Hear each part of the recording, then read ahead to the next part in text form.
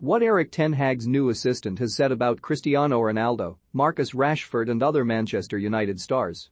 Steve McClaren sealed a return to Manchester United earlier this week when he was appointed as an assistant to new manager Erik ten Hag.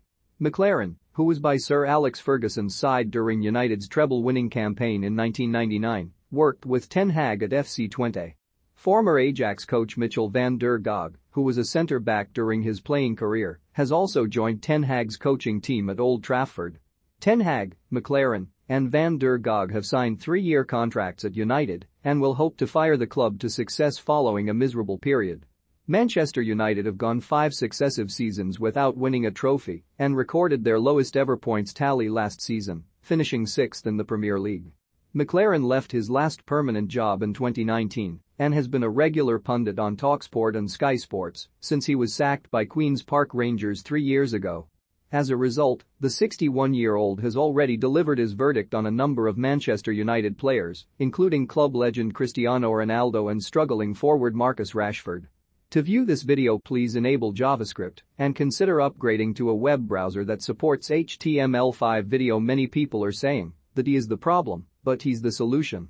If Manchester United want to go on and challenge for the league title, win trophies, Ronaldo is the man. They have got to find a way, somehow, to play as a team around him because he has certainly saved them over the last few games. He is the reason why Ole Gunnar Solskjaer is still in a job. He is in the middle of a tough week, he is suffering, as all managers do, and this is a massive week for him. It is all about results, not necessarily performances. 3-0 against Spurs, 2-2 at Atalanta last night. Ronaldo coming to the rescue again. McClaren, November 2021. Body language is so important, and that was the criticism of United players in the last few weeks, but Rashford has probably had this problem throughout his career in terms of questioning his attitude.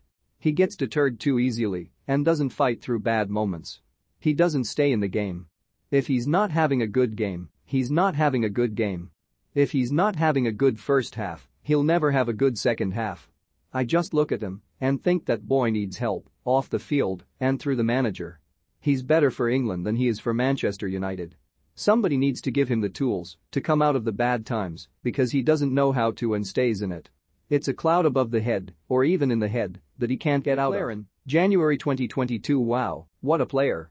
I think he's a player who has matured, taken responsibility, and is probably one of them players that is a little bit unsung, does all the hard work, great attitude, doesn't get the credit that he deserves, and he's now getting that.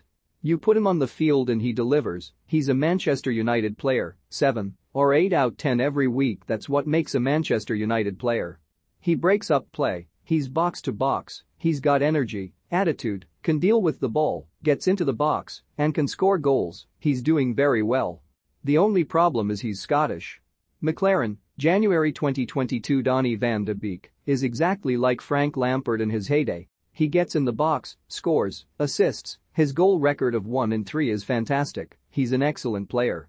He's a little bit similar to Fernandes, but I think Fernandes has got that pass, that where Van de Beek is in the box, Fernandes will pick him out. Manchester United didn't have that before.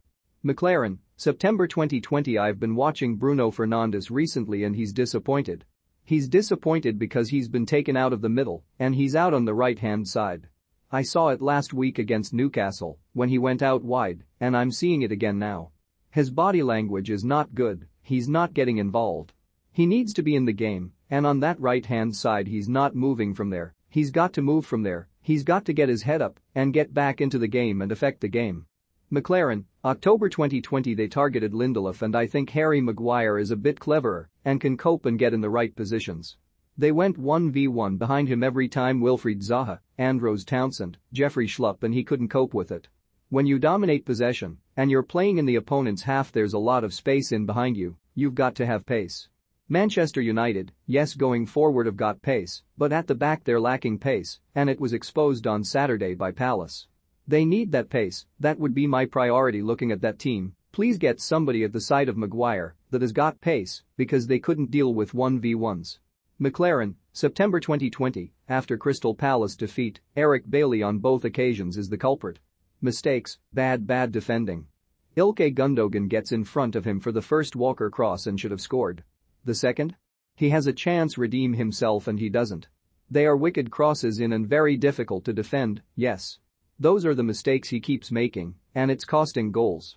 McLaren, November 2021. After Manchester Derby defeat, Man United legend Rio Ferdinand makes prediction for 2022-23 Premier League title winner Chelsea open to offers for out-of-favour winger linked to Manchester United. BBC News apologises afterwards. Manchester United are rubbish. Appear on screen for more stories like this. Check our sport page. Follow Metro Sport for the latest news on Facebook, Twitter and Instagram.